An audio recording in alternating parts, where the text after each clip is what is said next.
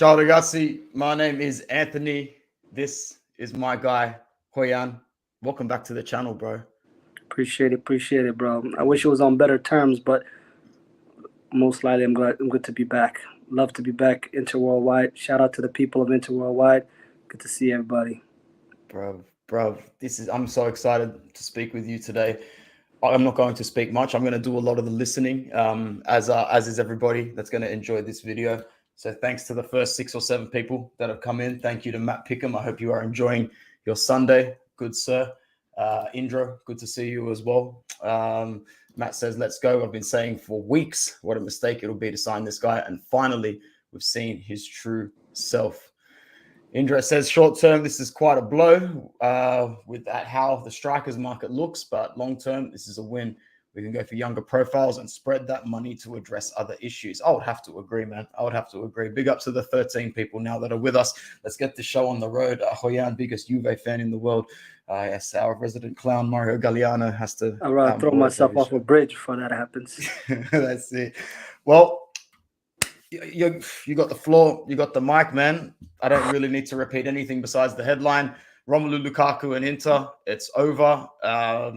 Apparently 30-second negotiation over the phone with Auxilio went bad. Can you wrap it up for the people as well? Because your video that you put on your Twitter was absolutely awesome. I was actually going to message you and say, can I put this up on the channel? But I know that YouTube does a madness these days with if they even get a hint that you're using some other content, they'll just completely strike your channel. You explained it so good, so talk to the people, man. No. First of all, thanks, Anthony. Thanks, Interworldwide. It's good to have a platform like this to come out and rant because we all need to do it. I know my family's been tired of me ranting about the situation, but I'm going to hijack the space real quick. I promise I'll keep it clean as much as I can. I can't guarantee it. But first of all, in all life, everything, there's always a what, how, and why something happened. And I want to make sure everybody, because probably some people are not tuned in with Inter and what's going on. They probably just see the big highlights and they're probably what is going on. And we'll start with the what. So this is what we basically know. Around Wednesday, Inter and Chelsea have came to agreement. It was 35 mil plus 5 million bonuses. In the same time that's happening, Juventus placed a bid for 37.5 plus 2.5 mil in bonuses, but they did have a contingency, which is they have to sell Dusan Vlahovic by August 5th. Chelsea, being Chelsea, they just want this man out the building. So they would rather make a deal with Inter and get him out because they don't have no time for Vlahovic being sold, all that stuff. So everything was done. Everything was clear. Inter management tries to get a hold of Romelu Lukaku. From Wednesday to Friday, 3 days, he's not answering no messages. His management is not answering nobody. The man went off the grid as if he went to protection, and nobody could find him. They even went to the extent of telling his teammates, like Lautaro, who's claimed to be his best friend, hey, can you get a hold of this man? What's going on? Does his phone got disconnected? He started not answering to his teammates until Inter was leaked. And the people that leaked with Inter was Roc Nation, the agency that Romelu Lukaku was with, told him this man is talking to Juve and he's been talking to Juventus for the past 7 days and they have reached an agreement on a contract. That's when all hell broke loose on Twitter, which was Friday. Probably would be for you Saturday morning or where everybody is. But majority Friday night, it was Friday afternoon or Friday early evening for me. That's when the whole world went crazy because we've been seeing these rumors with Lukaku to Juve, and we've just been blowing off, said this is not possible. Because why? This man literally went on one of the most infamous interviews when he was at Chelsea as a Chelsea player to Sky Italia talking about, I want to come back to Inter. And they even asked him, would you ever go to Milan or Juve? And I quote his words, never, never, never, never. Man said it 4 times. And then basically he calls and gets a hold of Auxilio Saturday morning, Italian time, the 30-second conversation, which I would love if that was ever released. I want to hear what that conversation was. But it was basically Lukaku knew he was found out and he needed to speak up because so much media was going on. So before he even speak up or said anything, Auxilio told him, we're done, it's over, bye. click. And I appreciate Inter for doing that and not taking this bureaucracy and being embarrassed over the place. So now we move over to why. And to be honest, I really don't know any whys, but I'm going to throw it out there. And you guys can tell me if you believe it or not. Some sources are saying he wasn't happy with the playing time he got last season, nor did he like not being started in the final. But here's the double standards of the hypocrisy on that. The man was injured for 6 months. He came to us end of August. Start of July, he got hurt, and the man did not come back until the first game he played for Inter competitively was for Napoli. I know there was a small stint that he did in against Victoria in the Champions League, but that was like 5 minutes, and after that he even got hurt again. Yep. But he did not come back until June 4th of 2023. What are you talking about? You're not getting enough playing time. Brother, what do you want me to do with your broken leg to put you on the field? And then this thing about not starting in the final. Listen to me. In my opinion, Edin Dzeko and Lukaku, I would have preferred Lukaku to start that final, but both of them had saves. Edin Dzeko was the one that was there for us that got us out of the group stage. If there's no Edin Dzeko, Inter doesn't make it out of that group stage, there's no Champions League final. So what are we talking about, Lukaku talking about? And this is just rumors and stuff going on that people are saying why he's not happy. But this is the biggest thing, and this is the thing that pisses me off the most. There's reports that are saying this man was talking to Juventus when Inter was preparing for the UEFA Champions League final against Manchester City. If this is true, and if there's any hint to this, this man belongs in a pool full of pile of shit, because that's what he is at this moment. How are you going to talk to our rivals when the biggest game in our century in the last decade and almost a half? If he's doing that behind our back, this man is completely dead and should never, ever, ever, ever, ever be attached to the name of Inter. And to be honest, and let me get to the how. The how is basically we let it get this way. We let people like him come to us and burn our bridges, because all the players that love us, the Hakimis, the Onanas, the Brozovic, we literally treated them like trash and kicked them out the door while they loved it. But then we go to scumbags like this man and welcome him with open arms multiple times, disrespecting us. He did it when he told us in that interview in the Euros when he was going to stay, because in the season that we won the treble, the season that we won the title, and then literally he told us on an interview that he was going to stay even after Conte left. And guess what he did? 2 weeks before the season starts, he dips to Chelsea. At that moment, I was happy because we got 115 mil out of it. Whatever, it's not the end of the world. Bygones be bygones. Then we took him open arms, dealt with all this BS and all this stuff. And the other thing is, Inter is always falling for this type of stuff. If you look at even our sponsors deal with DigitalBit, we literally were negotiating with somebody we don't even know. So Inter needs to stop being this naive, and they need to start checking they're dotting their I's and crossing their T's. And here's some key points to take away. Let's think about the stuff Inter gave away to get Lukaku. Let's talk about that. Remember a guy named Paulo Dybala, free agent from Juve, who's probably arguably one of the top 5 best players in the league? We could have got him. We could have had him for many years. He could have been ours, not a rental. But we said no. We'll go after a man that we paid $20 million in loans and wages to get. And he was injured half of the season and also with that. Literally, imagine spending $20 million. That's a decent transfer fee for any position right now that we can go after. That's money that we could be used. But no, we coughed it up on Lukaku. And imagine how many hours of negotiation this man went from that we wasted for Lukaku.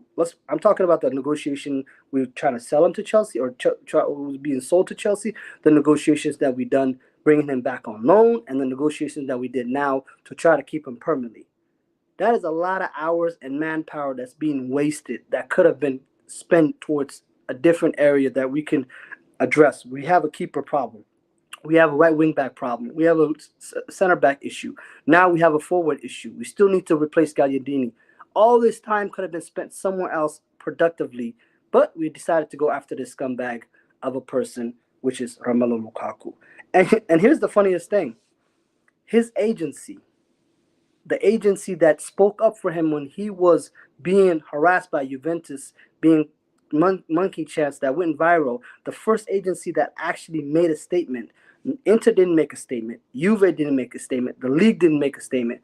Roc Nation came out and made a statement and said, Italy, you gotta do something about this. And guess what? It was just now reported that they have split with Romelu Lukaku. Roc Nation and Lukaku are no more. What do you make of that, bro? That's like the cherry on top of all of this, man. Like, what the hell? If your agency doesn't want to work with you, what does that make you?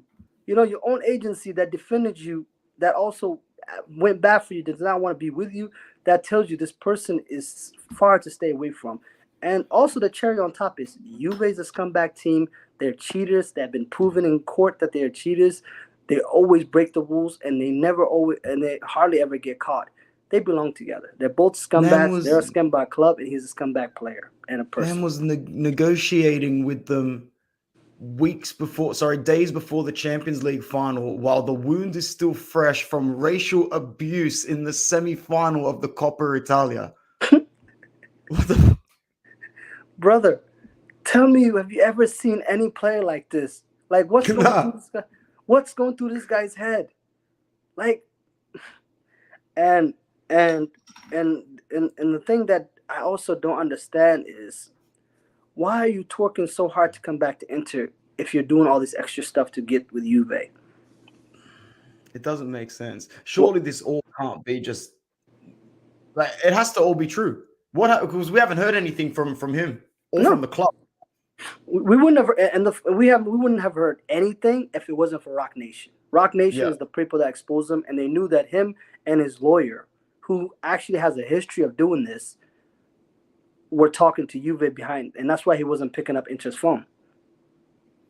It's absolute madness, bro. It's absolute madness. I'm so glad that the club, like some people are saying, have finally found the balls and have just cut ties completely, because we just need to move on from this toxicity now, bro. This is a cancer. Yeah, you got to cut it off as soon as, like, this is like a tumor attached to it. We got to cut it off. Like, it's going to affect everything, and we don't need this right now. We're trying to go after the second star. We're trying to get our 20th title. We don't need this. If he wants to, and this is the thing, if he wanted more money, Saudi literally offered him 50 million, 60 million a year. He could have been set. He's doing it to spite us now. What other reason do you have to go to Juventus? Like, what did we do? Is he that pissed off? Maybe does he think that we should have finalized the deal for him sooner? Like, what's the logic behind him being all pissed off? And that's why I tried everything. You know, I try to be a devil advocate and see what Inter could have done wrong that Lukaku is doing all this. And the one thing I can point to that kind of has leeway is that this man came back to Inter expecting to be the king of Milan again, and ends up finding out that he isn't the king anymore. There's a new person on that throne, which is Lautaro Martinez. A couple of incidents, if you remember the game against Spezia, there was a penalty that was awarded to Inter. Lautaro picked up the ball. Lukaku looked to Inzaghi as if, like, yo, I thought I was the PK out here taker. Yes, he's a better PK taker, but this is Lautaro's team. This is El Toro. When people think of Inter now, El Toro is the first image that comes up. And also the fact that Lautaro's been playing longer. Remember, if you remember the Conte era, Lautaro used to come out first. Even early in Inzaghi, he used to come out first. But this past season, Lautaro was there majority of the time, 90 minutes. After the World Cup is different just because the guy played until the final, and there was a lot of games that he put on his feet, and he was carrying an ankle injury. But that's the only thing I could tell you, Anthony. This man came to Inter thinking he's the man, still the man, and then he sees that he isn't. And that's just life. If you leave your throne or you leave your seat, don't expect it to be there anymore. That's it, bro. That's it. Anything else to add before I jump in? No, I think I covered most of it. It's a madness. I absolutely, like, I detest the ego on this guy. Like, if you were to go to Everton fans and ask if they respect Romelu Lukaku, they'll say no. If you go to Man United fans, they'll say no.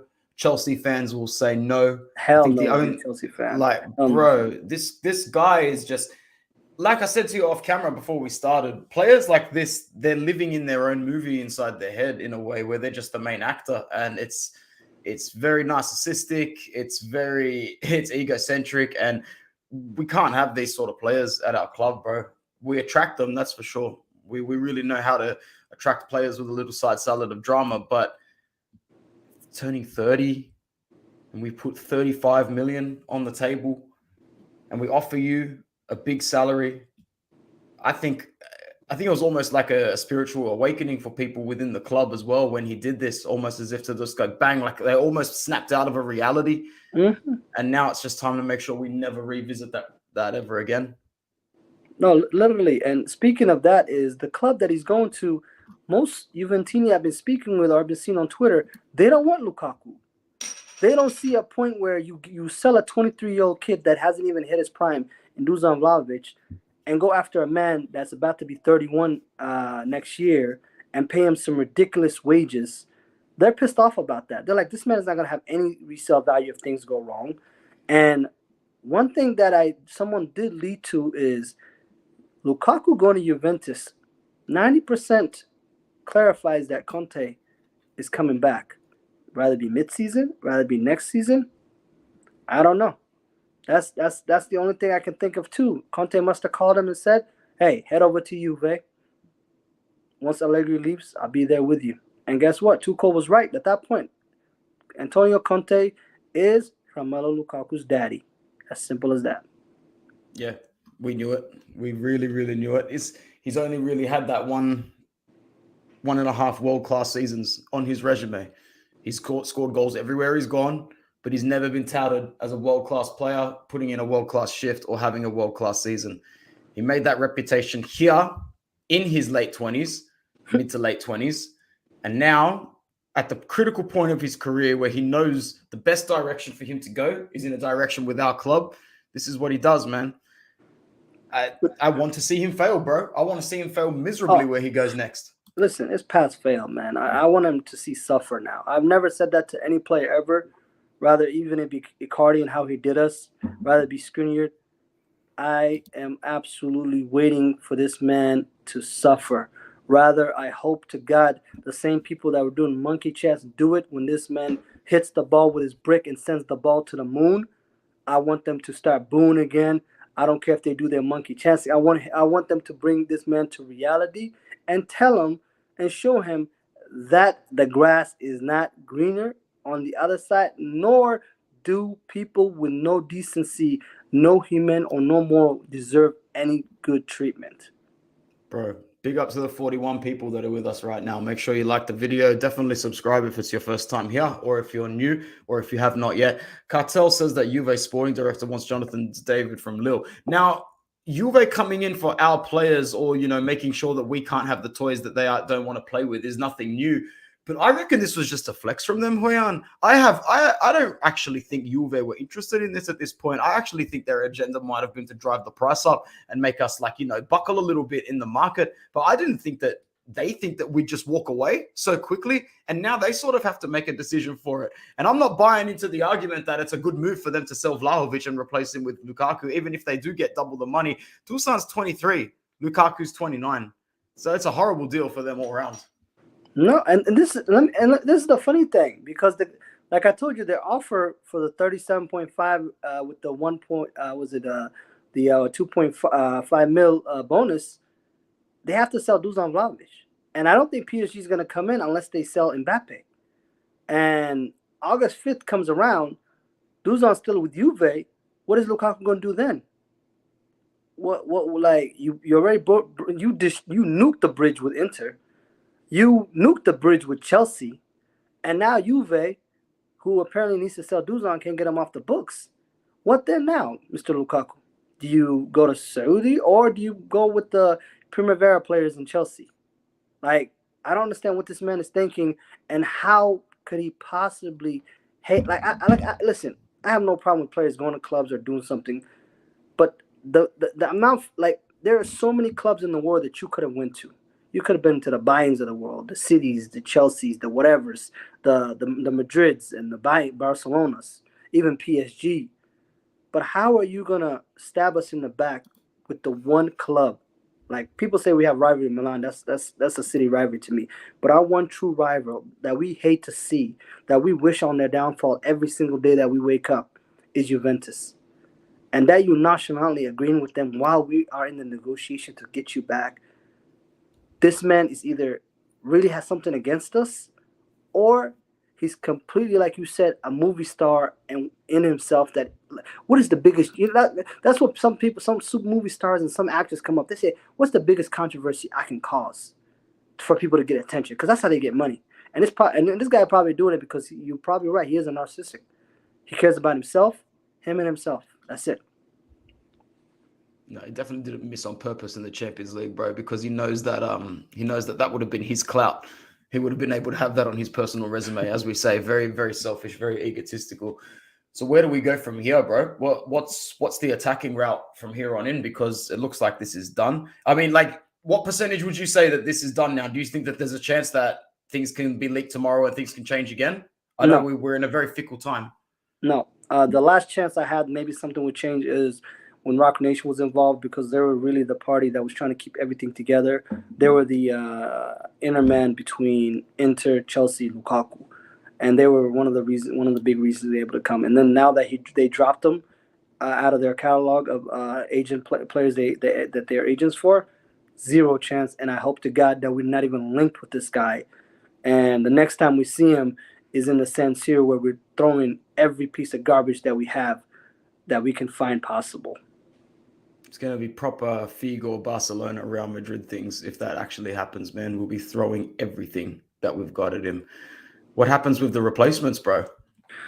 Now, see, I just want to point out, I don't know much about the American mentioned here. Apparently, he's fantastic. So yeah, so he had a good stench. I forgot what French team he played for. He's an Arsenal player. Yeah. Arsenal owns the player. He went on loan. I think he scored like 23 goals. From some of the highlights I've seen, he's very raw. He got a lot of finesse, a lot of dribbles, and his price range is very high. I think they were saying something 40 50 mil.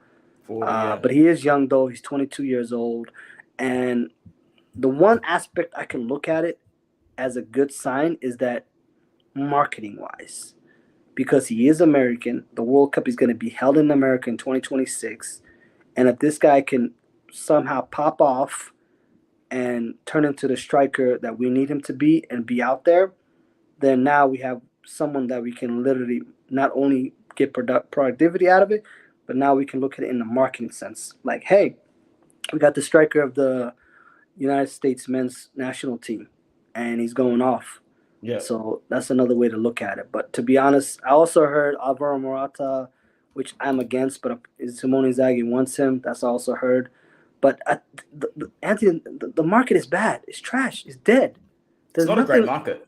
Yeah. It's either you're going to overpay. Like people's talking about Jonathan David, and people was talking about like Rasper Hooyan. These are people in the 60, 70, 80 million, bro. Inter don't got cash like that. No, we really don't. And I don't even think those players are worth that, to be honest. Yeah, his price does make me doubt it as well. Because he only played for Rennes. There you go, in the French league. So you can't really bank on that. You definitely can't bank 40 million on it. You can't. But he's young, so you probably can somehow find a way to maybe muster to get that back a little bit if things go south. It won't be anything near what you paid for him, but he's not like a complete Correa where he's in his late 20s and he's playing like shit. Like now, we're not even gonna get a cent back from the 30 million we spent on him. So that's the good thing, you know. I don't want Alvaro Morata, man. I've never rated him. I've thought he's bang average everywhere he's gone. If he's our option to try and score more goals next season, I'm not having a bar of it, to be honest. Who's he playing for now? Atletico again? Yeah, I think so. How many goals did he get last season? Well, we haven't heard of it, and Atletico was more of a defensive team, so I bet not much. Yeah. No, I'm not a fan of it. I'm not a fan of that move whatsoever. No. But the only thing I could say right now is I also threw this idea out there where, let's say we picked up, because right now we have Lautaro and we have Marcus Thuram, which is not a big comment in Korea if you want to count him as a third striker. So my theory was, since the market is not good right now and You know what I mean? None of the players that's out there is worth the value that we think. Let's say we put in a stopgap filler, whatever, some free agent, wherever you want. Maybe go talk to Lazio for Immobile. Just hear me out for just a fourth striker if we can get him for cheap. And then spend that money that we could have spent on Lukaku on maybe a right wing back. Let's go to Man City and talk to see what Joao Cancelo is available, or maybe go to Atalanta and try to get their center back and try to replace the screener position once and for all, because we still need to. So that's my other theory, is to, instead of looking at this as a forward position only position, let's just say who's the best player out there, and can we get a negotiation to strengthen another position? Because if we have Josh Cancelo on our books for the next 5 years, that's going to be fantastic. Yeah, that's what I was getting at. I would raise some questions about his mentality as well, though. He doesn't exactly fit in everywhere he goes as well, man. I just want some drama-free players, cuz players without emotional baggage. Like, what is this, man? We've got a crazy sign on our doorstep, bro, saying all of you come in here. It's madness. So, man, I think it's just social media, and these players now, they think they have the voice, and they're just listening to everything, and now they think there's some of them above the club. Because I never seen this much BS coming from players nowadays. Yeah. Like, especially now that players that we actually treat well. But as much as I always bash on the management, but I think I'll give them the benefit of the doubt, because it's been wrench thrown in their wheel. Let's see what they do. I just hope they act fast, because the first preseason game, I think we're playing at the 24th or the 27th, something like that. Against Monza. No, I mean the preseason, 27th of July. We're playing against Al Nassr. We're welcoming back Brozovic and Cristiano Ronaldo. And then we play PSG after that as well. Yep, and then we got PSG. So whatever we do, football is a Netflix series, bro. What is this bullshit? It's a drama series, bro. Bro, I'm telling you, man. This drama was like, even Chelsea fans were caught off guard. They're like, "What does this man want?" He made an interview talking about, "I want to go back to Inter." What does this man want? And now you're saying he doesn't want it. He's signing for the ops. Like, I don't know what I don't know what to make of this. I really don't. I'm tired. I'm tired of putting players on pedestals. That's it, man. I'm just tired of putting them on pedestals just to get stabbed in the back. I'm just so happy that it's over with now for all of our fans. Like, you won't find one fan that's ready to defend him now. And bro, I was over him when he made that stupid Instagram post about Shorty saw him looking or some other bullshit that last season. And I was trying to say, you might even remember me just trying to defend myself and go like, guys, it's not the post itself. It reflects a deeper attitude. It reflects a mindset. It reflects self-opportunism. Like, this guy is not as about us as you are trying to make him out to be. Too many fans thought that this guy actually was the king of Milano. And I was saying, like, no, man, he was a temporary resident. That's it. That's it. And nothing more. That's it. I can't stand him, bro. I didn't like him last season. And if for whatever 0.001% chance reason he is playing for us next season, I say this hand on heart, I won't celebrate when he scores. And I didn't understand when fans did that when Mauro Icardi scored a few goals after he pulled what he did. I was still cheering when he scored goals, not for him, because I wanted top four more than I wanted, to go to work that day, bro. Honestly, that was the most important thing in the world to me under Spalletti, was getting that fourth spot. Yep. And now it would be so easy for me to not celebrate him scoring a goal in my jersey. So easy. Too easy. It is too easy. It is. My last question to you, because I think it's an important one. What the fuck do you think the players are thinking right now? Your Toros, your Barellas, your Bastonis, they must be sick of waking up every day to some bullshit. They're gonna go soon. I think they knew Lukaku was a scumbag.